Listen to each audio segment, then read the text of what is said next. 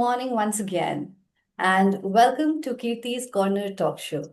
Today, we have two special speakers and guests joining us for topic L&D challenges and its possible solutions. Allow me to introduce our speakers and guests. I'm delighted to introduce Arpita, DGM and L&D Head of the Specialty and Mass Cluster for India Business. With over 15 years of experience in sales and training, Arpita has worked with renowned companies like DRL and Hetero and has spent 12 years driving talent management, behavior, and soft skills training and leadership development initiatives at JB, where she's working currently. A firm believer in continuous learning and development, Arpita will share her valuable insights with us today. Let's welcome her. Thank you. And our next speaker is Lavina, who works at the intersection of learning, development, and people strategy at WRI India. With 8 years of experience, Lavina designs impactful learning initiatives that foster growth, inclusivity, and belonging. Her expertise spans leadership programs, peer learning circles, and DEI conversations, leveraging her background in HR, psychology, and instructional design. As a certified NLP practitioner and instructional designer, Lavina brings a unique blend of strategic and psychological insights to her work. Let's welcome Lavina with a big round of applause. Thank you so much, both of you, for joining us today. And I feel privileged to have you both as a guest today. Let's understand the L&D real challenges from the real people. I would like to start by asking my first question to Arpita. The first question that I would like to ask you is, what's the most crucial challenge you find as an L&D professional, particularly in ensuring that training initiatives align with organizational goals and employee growth? Okay. Thank you for this question, Kirtie, and I would like to appreciate your initiative for creating such platform for the aspirant L&D professional as well as the other L&D professionals who are already in the this profession. Definitely, such a program will help us to understand the best practices as well as the newer kind of solution. And as a L&D fraternity, we can grow together. So really appreciate this. This is a really interesting question, and I believe that there are two aspects which you ask. One is the organizational goal achievement, and the other one is employees' growth. So it's very important that organizational goal has to be understood by each individual who is working in the organization, and all the strategies pertaining to all departments have to be linked with the organizational goals. So when it comes to the training strategies also, training outcomes also, it has to be linked with the organizational strategy. The one challenge which many companies or many employees, which I feel that they suffer is understanding the business. If you understand your business, you understand what are the requirements of my business. Accordingly, you understand what are the objectives of the organization. As an L&D, if we are very through with what are the KRAs and the KPIs required to achieve that organizational goals, it will define to drive your training initiatives. I believe that if it is not mapped correctly, the organizational goal achievement might find difficulty for L&D practitioners. So I believe that organizational strategy should be linked with our training strategy. All the activities which we revolve around should link with the organizational strategy. At this second part, I would like to come about the employees' growth. So earlier we used to call L&D department as only training department. Then it changed to training and development. Now it is being called as learning and development.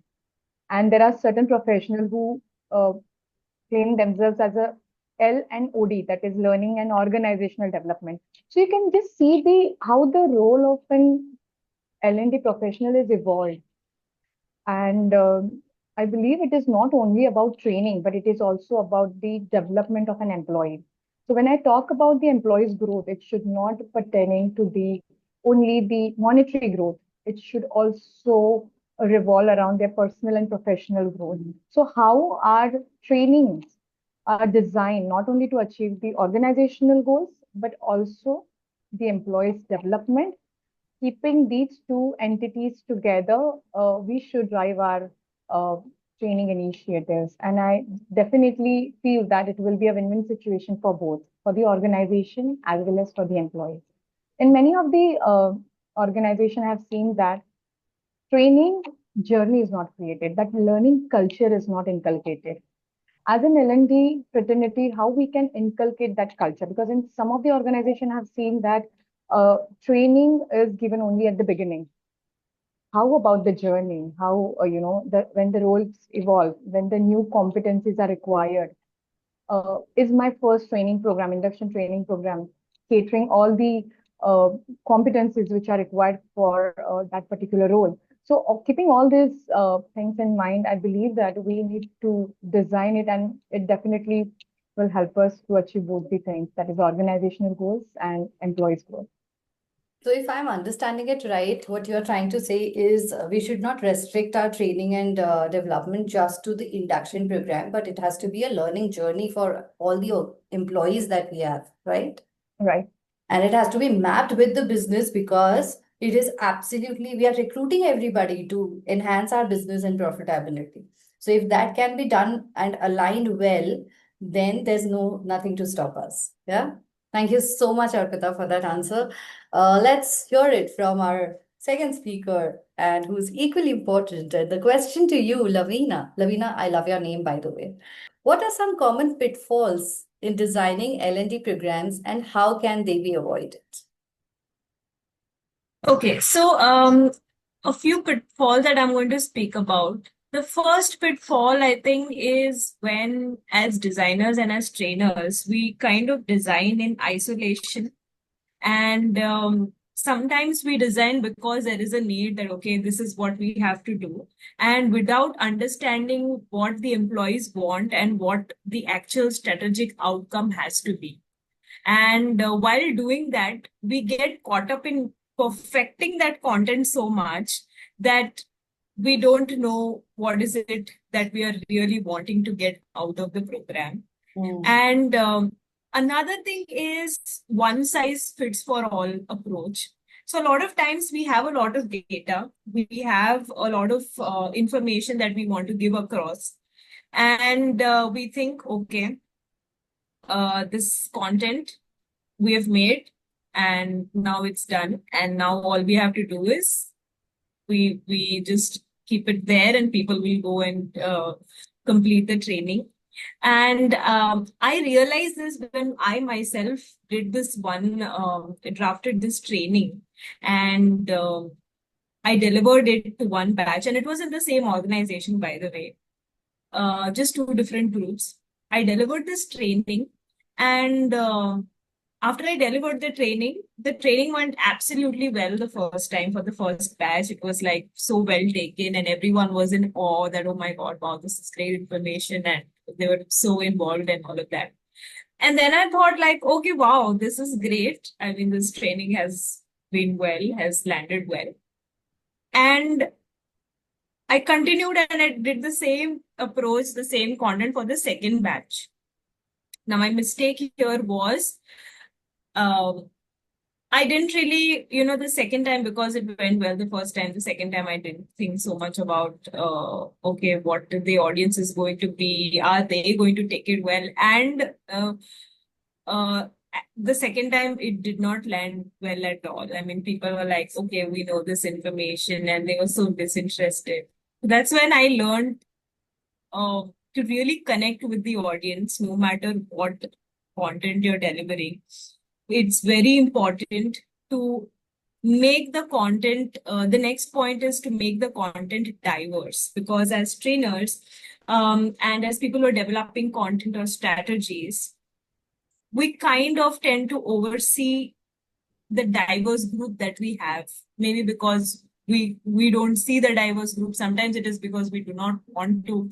And it's very important to make it diverse so that it does not only reach the main crowd or the people who think it's reaching to, but it's reaching to everyone. And finally, not measuring the impact of your training is, I feel, the biggest gap, because we are all happy when the training lands well and, we're done with the training formally and it's over. But what happens after that? So do we get to our end goal? Because the end goal was never to complete the training. The end goal was to trigger something at the bigger managerial, behavioral, or the business outcome level, right?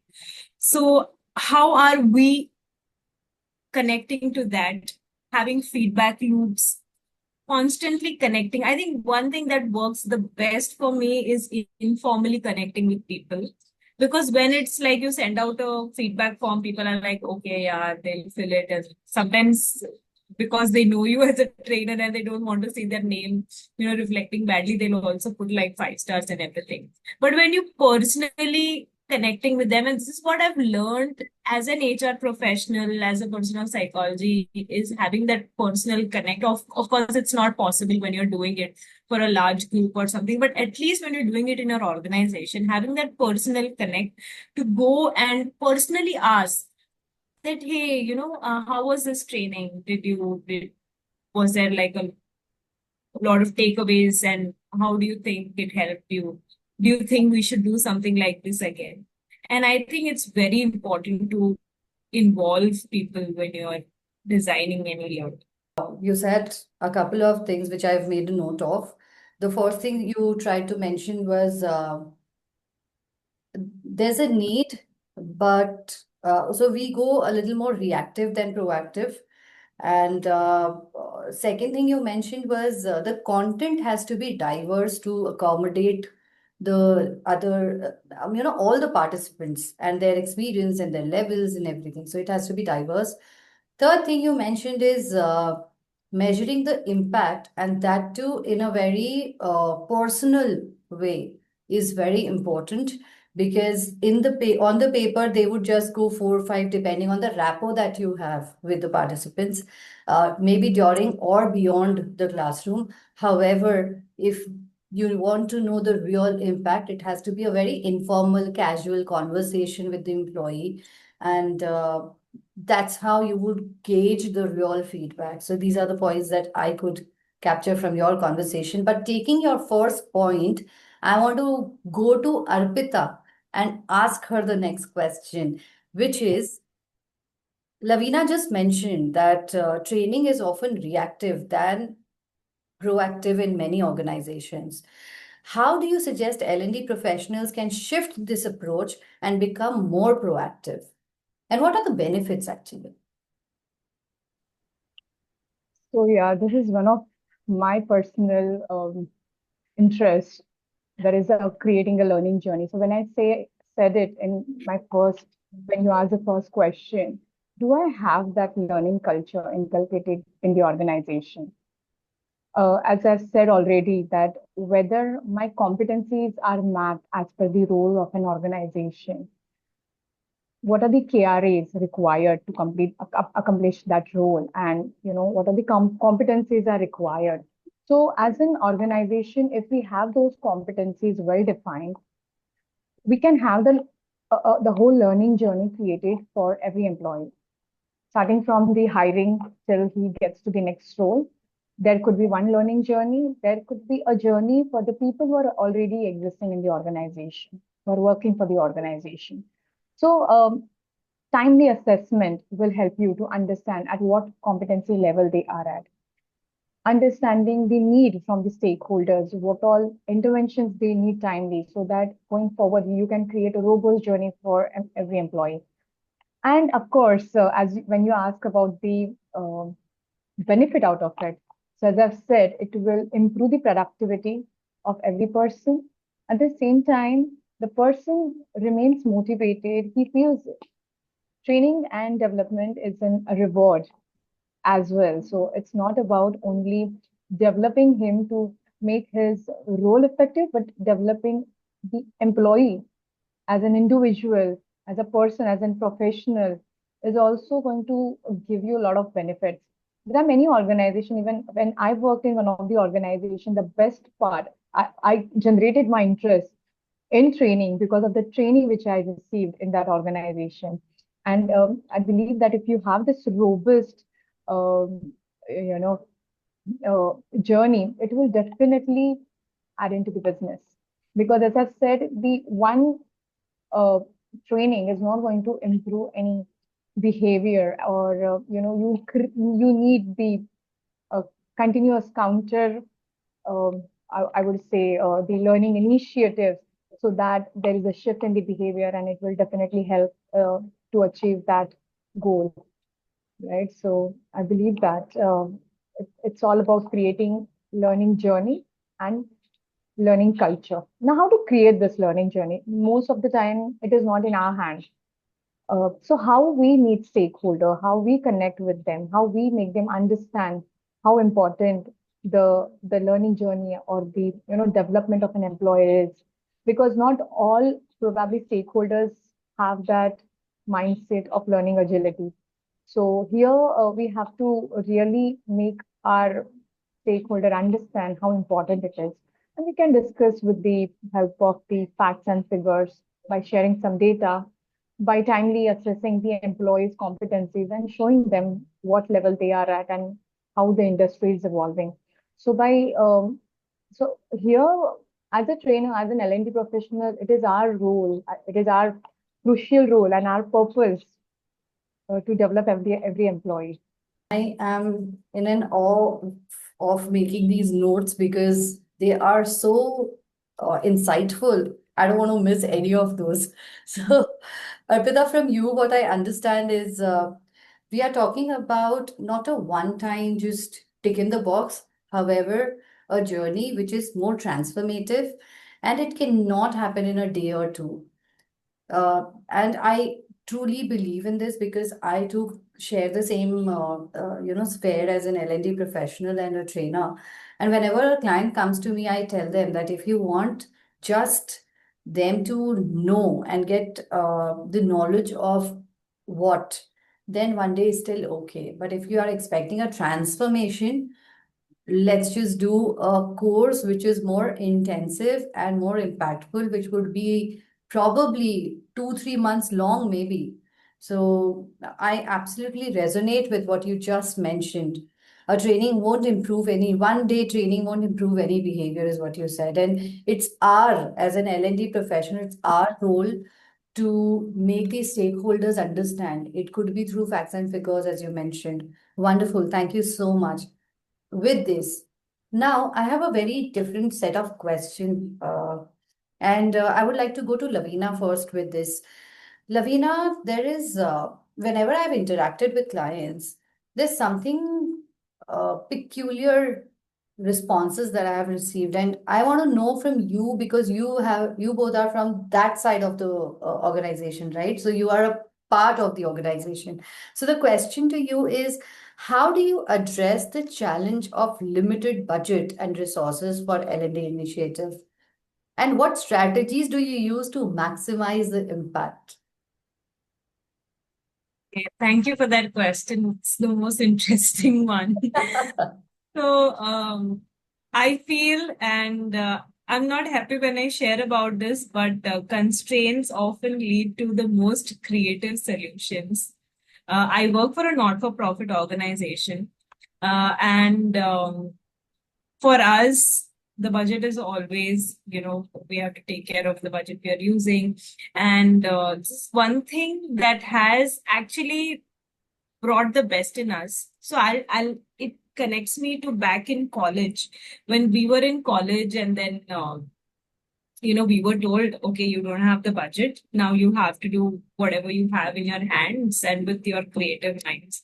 So the only currency or the only thing we can spend is our creativity, our talents. And I think that is the time we sit and we try to train our brains, put our creativity together and bring the best out in us. So a similar thing has happened in my current organization. So, because we didn't have a lot of budget, we came across and designed programs which helped us utilize the internal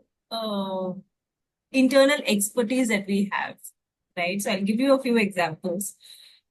First of all, we do a lot of brown bags with internal staff. So I circulate this sheet within our internal staff that we have spaces for brown bags within the year, and these are the topics. And if anyone has the expertise, and we have such great expertise in the organization, and if you'd like to come and lead and share your knowledge with the staff, please do come. And then I help them like coordinate for the training and facilitate that. So that's one thing that's come out of budget constraints. The second thing is we came up with the initiative of leadership podcasts, right? So we know we have great leaders with great knowledge. The only thing that was remaining was channelizing it, and that's where we tapped in. So we came up with these topics that we understood what staff really want to hear on the leaders blog. So we came up with these topics, and then we just we asked the leaders if they'd be available to record this. It's similar to what we're doing right now. So I asked them questions, and it was great because so I come from the development sector, which is very different from the corporate sector. And how a leader in the corporate sector would be is very different from what a leader in the development sector. I mean, their approach, their way of doing things, their strategy is very different, and that's very rare to find. And it was so great to listen to our own leaders, and I'm sure it was so insightful for the people who are listening to it, the leadership podcast. Now, in connection with the leadership podcast, we also had one more series called People of WRI India. And this initiative is so beautiful and so close to my heart. So this is where we brought people at our institute just come and speak about things that they have faced in life, or that they have done beautifully or succeeded, just sharing their journey. It's basically like an interview, and where everyone is listening, getting inspired. Maybe many of them were their team members and they wouldn't know that, okay, wow, this was something that this person has done or been through, or I had no idea that I had so much to be inspired from, or maybe we didn't speak as colleagues. So this was one initiative, and the final one is definitely something that we all know is the mentorship program. Mentorship program is a great way of connecting all of the expertise we have with mentors. Of course, mentorship can be reverse mentoring also. So, having these kind of initiatives really is not high on budget, because we have that kind of expertise, and it's a great way of making the most of the expertise, the knowledge, the strategists that we have within us, within our organization. So that was a little bit about how we did with what we had internally. So many a times it so happens that we can't only rely on internal talents. So in that time, it is very important to prioritize. So instead of doing everything, suppose you have like 10 trainings, we have to, or we are made to, or it's very crucial to prioritize what is it that is critical for us to do at this moment. And then again, make it diverse so that it's not okay, you've like just designed this and it's only for this group, right?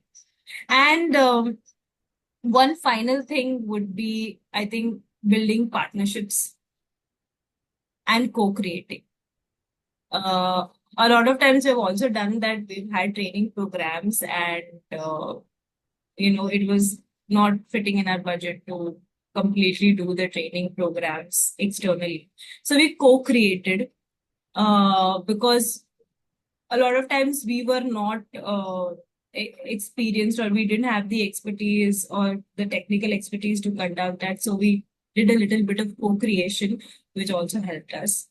And yeah, that's some of the things that you can do when you can maximize the impact with the budget that you have. Wow. Thank you for that response, Lavina. Three things that, if I have to, summarize from what you just mentioned. First is, and trust me, this Hindi proverb of अपने पेट पे खुद लात मारना वाला feeling आया था मुझे. So the first thing is utilizing the internal expertise that we already have, and each of the organizations do have it. So I also see a benefit into it that the expertise that the experts that we are highlighting here, they also get motivated to perform better. So the motivation thing that Arpita was telling in the last question fits in here as well, that you giving them a chance, and they feel involved and they feel it wholesome, and ownership and responsibility, accountability comes together if we do something like this. Second, if there is an expertise, and then I felt relaxed that all right, not it's not just that, but yeah, she has something for us as well, wherein you mentioned that you have to prioritize. You cannot do everything in just one calendar. It has to be prioritized, and then gradually hire people if you have to, and manage according to the budget that you have. And the third thing that you mentioned is, even if total hiring is not possible, partnerships and co-creating the curriculum probably would fit into the budget. So you've answered the question, you've nailed it literally. And with this, I am going to go to Arpita now, and I want to ask a different question to her. In my conversation so far, I don't know if this question suits right or no, but I really want to know, do you think organizations often misconstrue the role of the L&D department, believing that training is solely their responsibility? How can this mindset be shifted? Because when the behavior change does not happen, the question is asked to L&D professionals, right? So one thing we have to understand that L&D team is a support function. The Is the core support function, function, you said? it is a support function, right? The core functioning team, and I'm working in a pharma industry, and a core functioning team in any pharma industry is a marketing as well as sales team. So we make sure that the learning journey which we are creating and the learning which we are imparting during our training workshop, it does not restrict only to the four walls, but it also has to get transfer when they go at their workplaces, right? And we meet only with them with the trainees for 4 to 5 days, or for leadership training program maximum 2 days.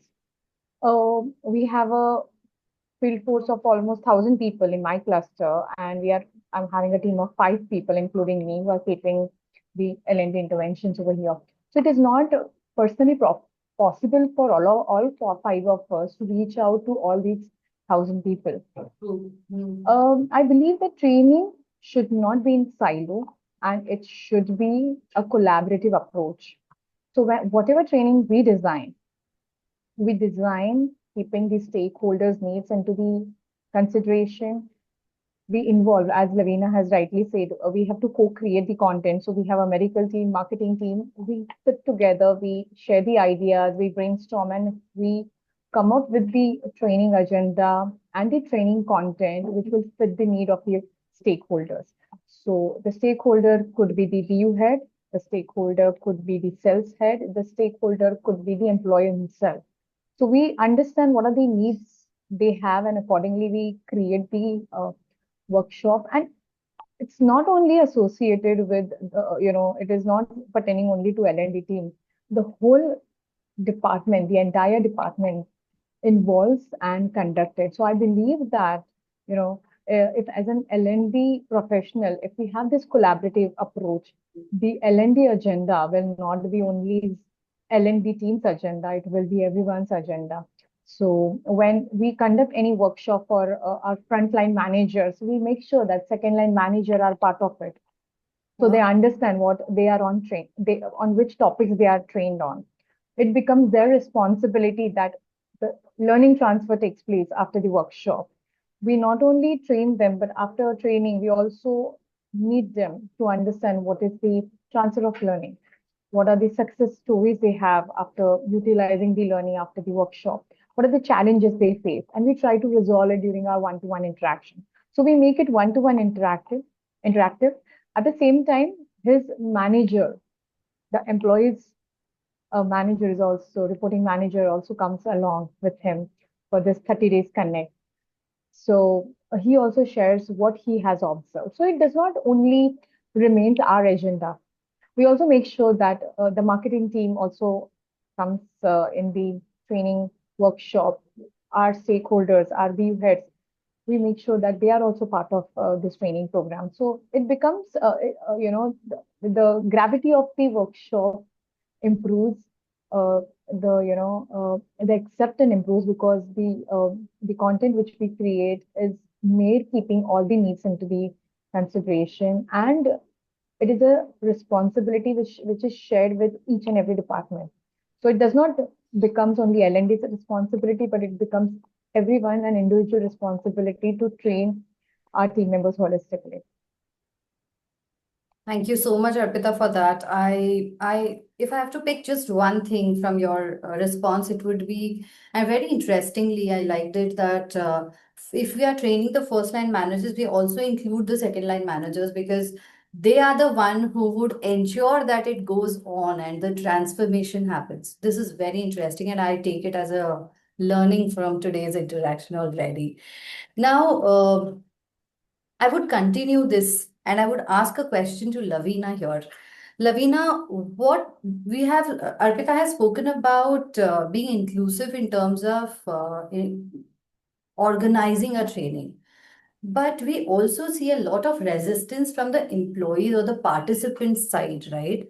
So my question to you is, what strategies can L&D professionals use to overcome resistance to change and encourage employee participation in training programs?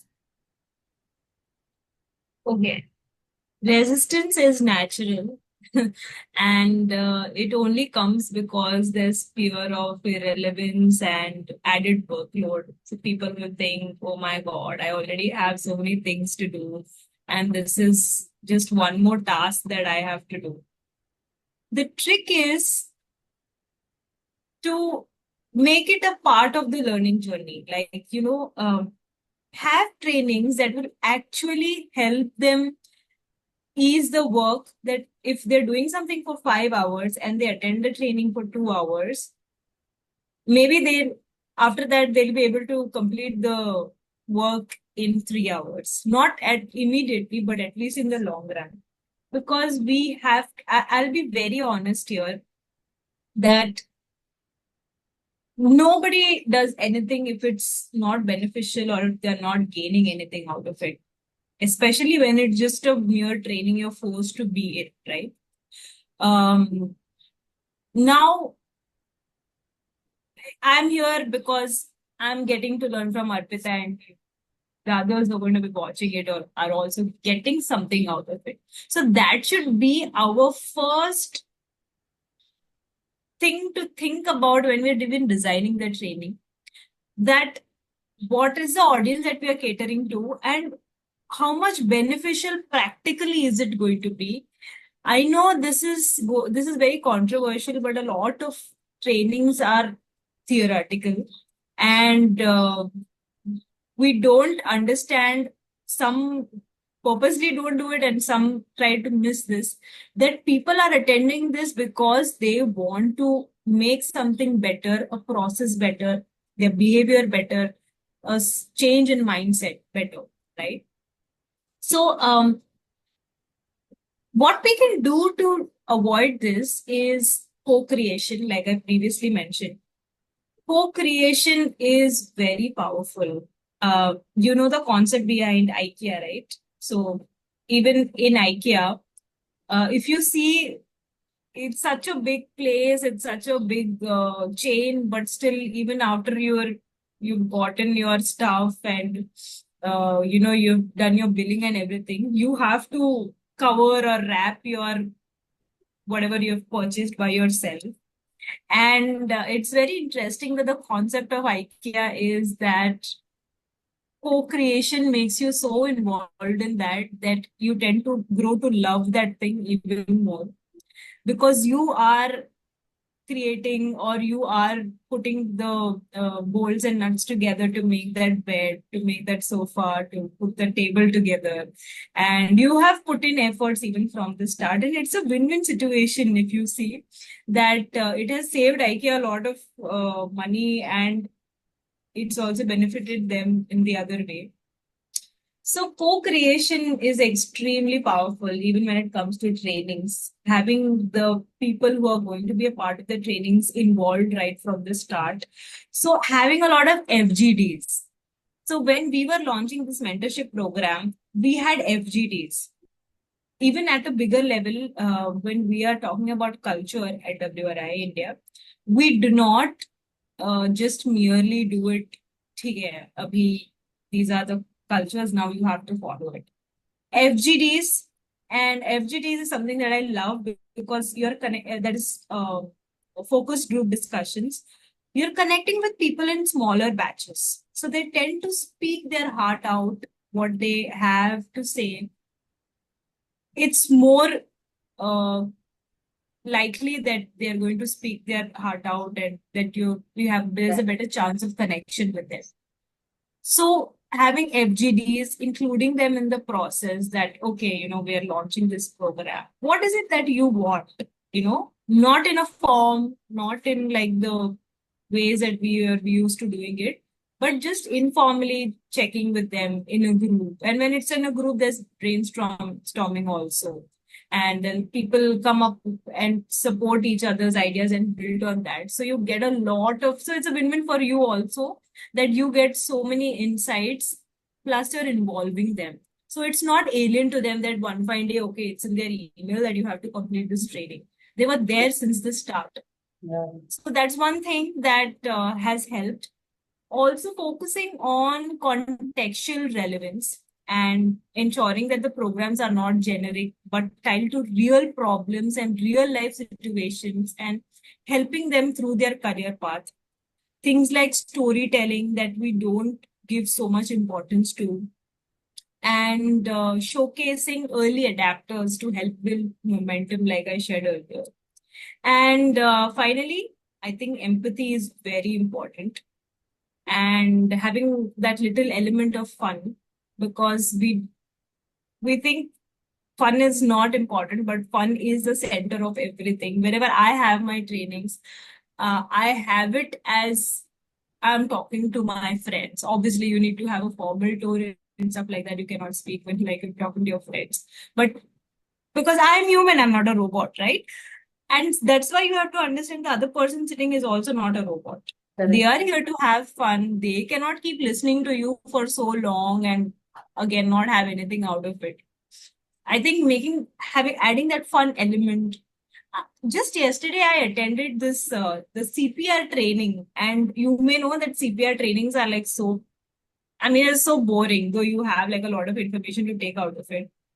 But the doctor who came and did in our office the training was so much fun, and he said that मेरे को भी ये सब चीजें सीखनी होती है और मुझे भी याद रखने के लिए मैं ये जोक्स बनाता हूँ, because I also have to learn and I have to remember this.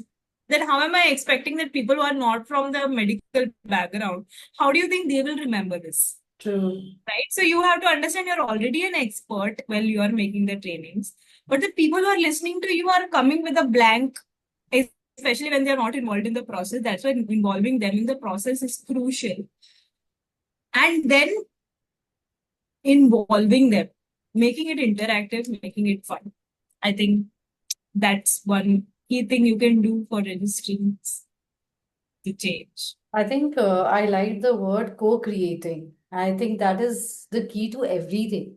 In fact, when we co-create, the fun element, the interaction, the empathy, everything falls into the bucket.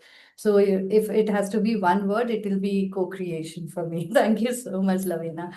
Um, so we are almost up with the time, but I don't want to stop here. I have so many questions to ask, trust me. So we'll keep it very, very brief, all right, with the responses, and one question to each one of you to end with. So for Arpita, before we open up for our guests, okay, go and approach the companies, they say that we don't need trainings because our teams are competent enough. So, what's your take? Many entrepreneurs believe their teams are competent enough and don't require training. How do you address this perception in your own organization? What strategies do you use to convince them to the of the importance of continuous learning? Because when everything goes well, the the psychology is my team is competent enough, right? So we need to first understand what is making them think like this. Is it the outcome which they are getting? Is it they don't want to spend on training, or is it their working days are going to get hatched?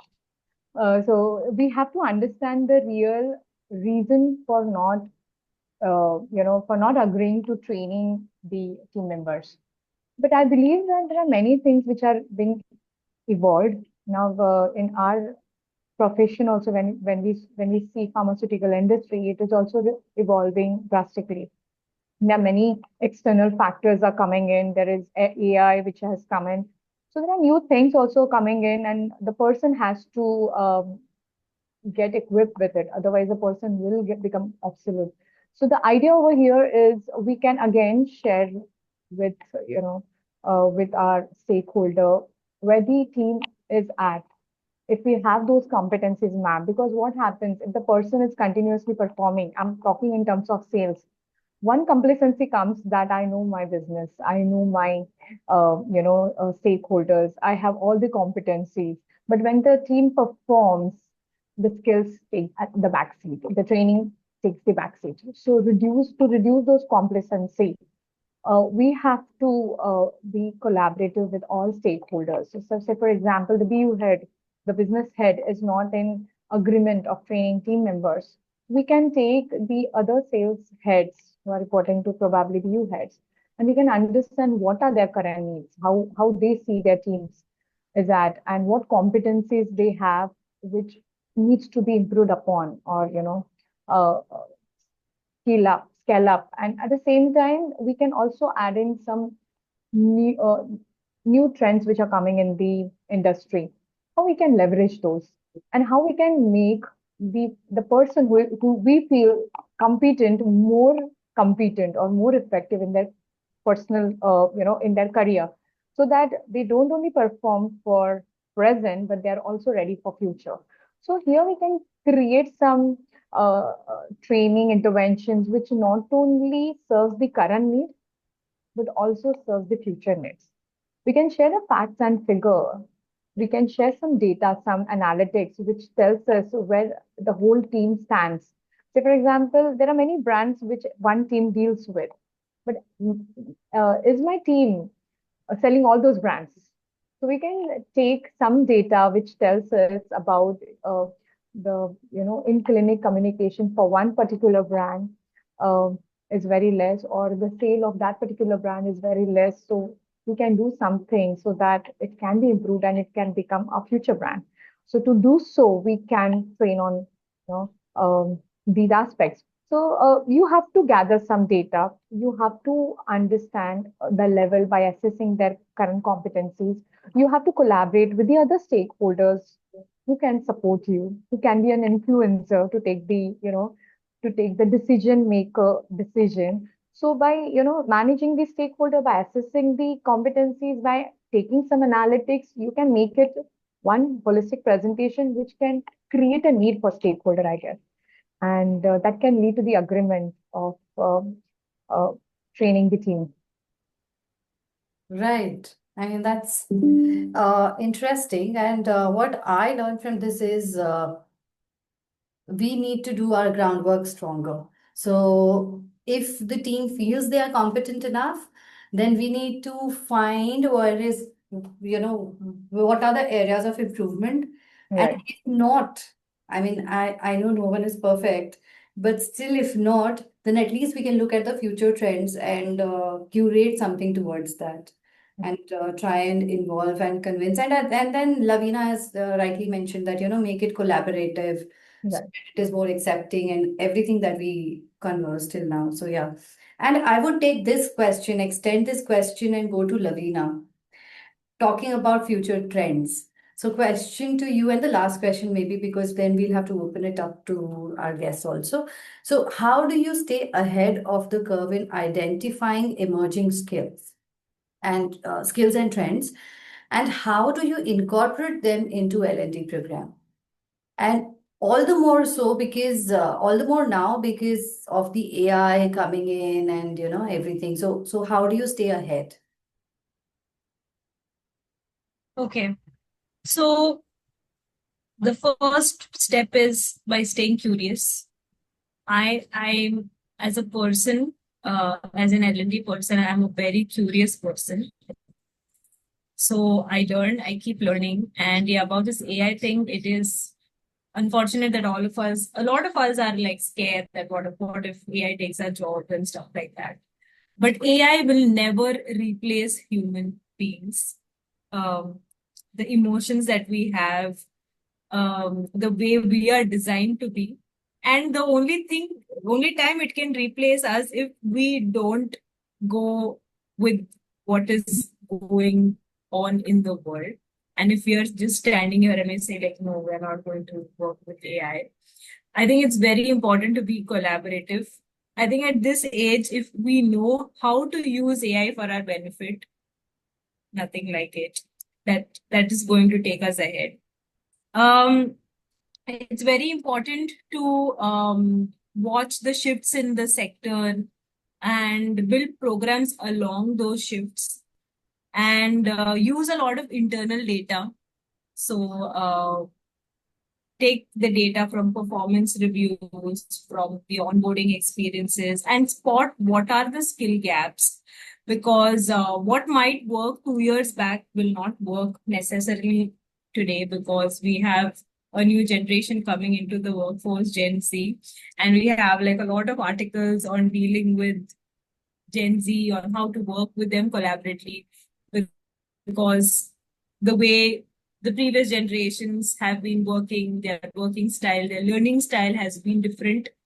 I think adapting to that is very important. And I think being diverse in your organization, in all your training needs, in the analysis, that is very important.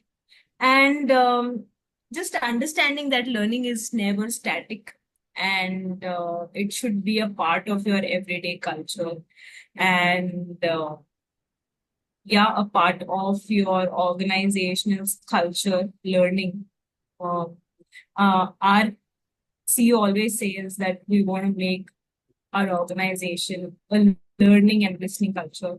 So listening and learning, I think, and keeping yourself open to everything that's going on, all the trends, because you can't just learn. Okay, I've done and I've learned everything about learning and development, and okay, I'm going to stay like that. So being open to trends, whatever's going on, inculcating that in your trainings, and making sure you're diverse. Your training caters to everyone and not just one group. I think that's very. Wow. So not being obsolete and the first word, staying curious, caught Yeah. my attention. And then you mentioned that we need to accept the change, the AI, and it will never replace humans. And even I strongly believe this. However, if we don't accept it, then probably someone else would replace us in particular. So we have so many examples, Samsung, Nokia, we give that in our trainings also, and that actually applies to us as well into L&D. And I totally resonate with what you mentioned. So I do still have so many questions to ask, but we are running short of time. And as promised, we'll give our guest a little chance of asking his or her question. So, dear guest, if you have any question, please feel free to post it in the chat box or unmute yourself and feel free to ask your question. By the time we get this question, we had asked this one question you would like to answer in the session, and we got one question relating to the topic, and I would like to read it out for you. Any one of you can feel free to answer the question. So, how do you organize and introduce employee training programs in a small size company? For small size company, probably the number might vary from 20 to 100 again. And there will not be different departments. Uh, uh, Probably there will be one person who is looking after one department. So as an organization, if I have to develop one training program for a small company, so I need to understand what is the common training need they have, because everyone comes from the different departments, as I understand. And if everybody is coming together, as I've said, that they have to achieve the organizational goal. So what all approaches they need to have, what all competencies they need to have. So probably keeping these pointers in the mind, keeping these ideas in the mind, we can create some uh, content and the training program for such companies. Thank you so much, Arvita. I think Lavina also has something to add on to what you mentioned. So, Yeah, yeah. I'm just adding to what Arpita said. So, like I always say, that involve everyone in the process. So, when it's a smaller organization, it's even easier for you to bring everyone together and actually ask what is it that you want if you want a training program. And obviously, it does not have to be only employee specific centric, but it can be a mix of what the organization is looking forward, where they want to reach at, and what the employees want. And a small organization is a great way of starting to inculcate the learning culture that Arpita also keeps mentioning in her responses. It's a great way to start or to infuse that learning culture, because if you foresee your organization going big, I think this is the best time to make learning a norm and add it in your organization's detail. To add on to what you said, I did something like this in my session for one of my clients very recently. I had been to Mumbai for a session. It's a good medium-sized company, and they have branches, so small size combined together becoming medium size like that. Okay, so this group had a lot of tiny issues probably which would get solved with a conversation with the management itself. In the lunch break, I called the director. I said, I need you by the end of the session and I have to come back to Pune. So I invited him. I said, you know what? You need to have a heart-to-heart discussion with your team, and a lot of problems will get solved. And exactly what happened in the session. It was not planned. It was not so. We as an L&D also need to be very flexible and on our toes of understanding the vibe of the room and getting the solutions. And they were so thrilled that they got to interact with the director one on one, and sorry, face to face, and got their questions and queries solved then and there. It was one of the factors to, and I can relate with what you just mentioned, because involving people, I could witness the shift in their, confidence and all the behavioral changes that happened in that 2 hours. It extended by 2 hours, which I was okay with because I wanted to give them the impact of this interaction. So, yeah, thank you so much. for answering this and adding this. Yes, so our guest has a question. Please feel free to ask and unmute yourself, Mohammed Messi. Thank you, Kirtie. Thank you, Arpita, to Lavina. I think this conversation was very insightful, and a lot of questions have been answered, which I was hoping to get from this conversation. But still, there's one more question on my mind. I would like to answer question. Do you think a training workshop or a seminar, classroom session is still the most impactful way of learning, or has that been changed due to the new trends? Trainings as compared to online trainings, I'd say, and I'd be biased towards this, are definitely more effective because people are coming with the clear mind of just learning and not anything else. And when people are online, they have like 10 other distractions. Even if they are like wanting to be committed for that point, there's like one message that pops in, and then there's someone at the background calling you and all of that. So they're not completely present. But yes, because thanks to COVID, um, not COVID, but COVID times, that we have learned to inculcate that in our trainings and make online trainings also more interactive. I would say there is a lot more that you have to do for keeping everyone's attention online than what you put in a classroom training. But so as an organization, for us, a lot of times, most of the times, we have presence in like a lot of places all over India, and it is very difficult to have classroom trainings. So online trainings works just fine. But yeah, if I had to prefer one, and if I have to say what gives like the best of the batch, best attention, it would always be a classroom training. Arpita, please do add. As you have rightly said, Lavina, AI or even the virtual, training session cannot give that human touch, and it will not help you to create that connection. So the person you see on the screen and the person who you see in person, right? So there's a different aura altogether. I believe that as a trainer, we always give that energy. There is a transfer of energy, and it is not always one way. There is always two ways. So that is the biggest cons I always find in virtual training. So I just would like to give our company's example that when COVID hit, everybody, not our organization, everybody shifted to the classroom, from the classroom to the virtual training. But eventually we realized that virtual trainings are not, uh, you know, helping us to achieve our learning objective. So most of our crucial training, we are now doing it in classroom, and the touch points or the pressure wherein you need only 1 hour or 2 hour sessions wherein you just have to touch them, you have to understand where they stand, to understand the need. All these interactive sessions, we are keeping it virtually. So we are very clear where to use the classroom training, where to use the virtual training. And of course, virtual training has its own pros also because there is no cost.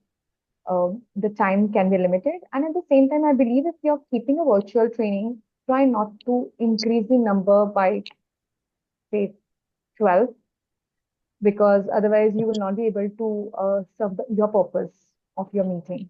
So it should be in a small size, I believe.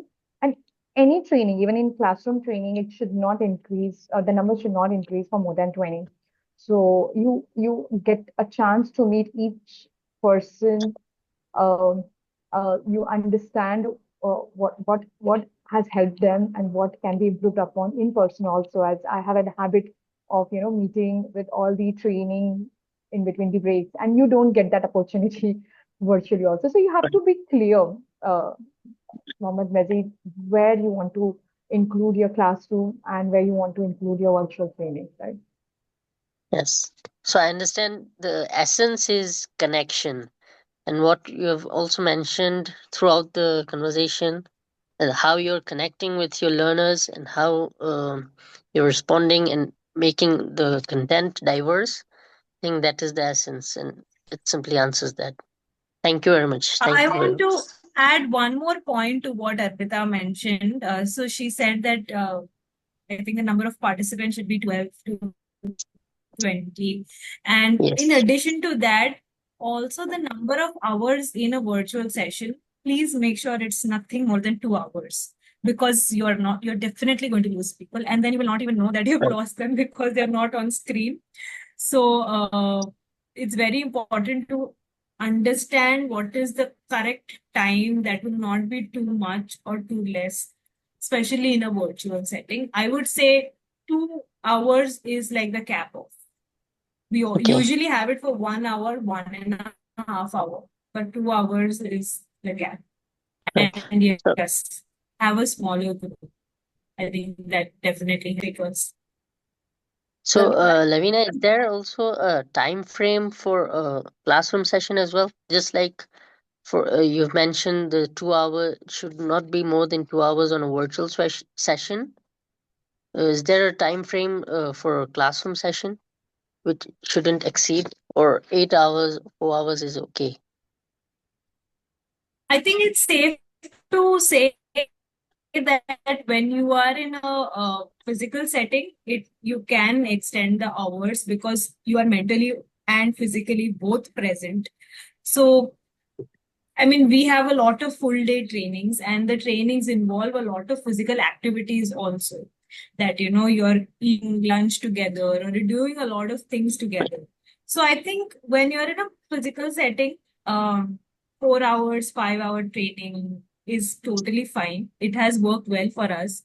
It's only virtual trainings that you need to be like very careful about getting each one's attention. To add Okay. to what Lavina just mentioned, if you allow me, as a trainer, what I have seen that if it is an awareness program, if it is that, 1 day, 2 day, tick in the box type of program, a full day program is great because then there are a lot of things involved, right? And it leverages on all of those.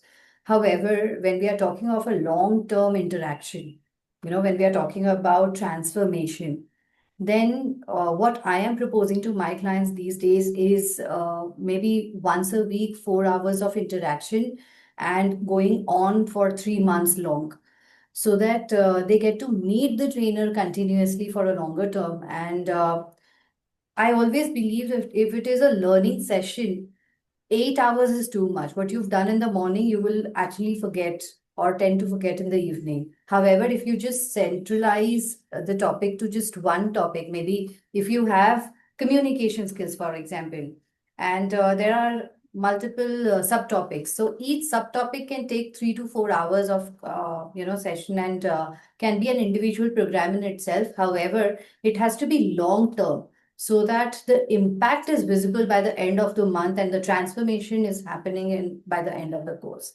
So that is something that I'm proposing my clients these days and it is really working very well. So that would be my input. I hope that answers your question, Mezi. And Yes. Yes.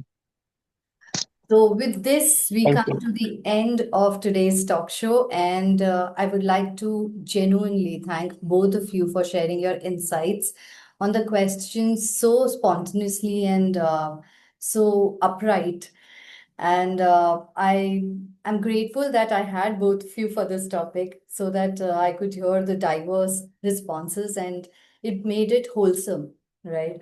So thank you so much, Arpita and Lavina, for having, for accepting the invite and coming and speaking on the topic. Thank you so much. Thank you, Kirti. Thank you, Arpita. It was lovely also hearing from you.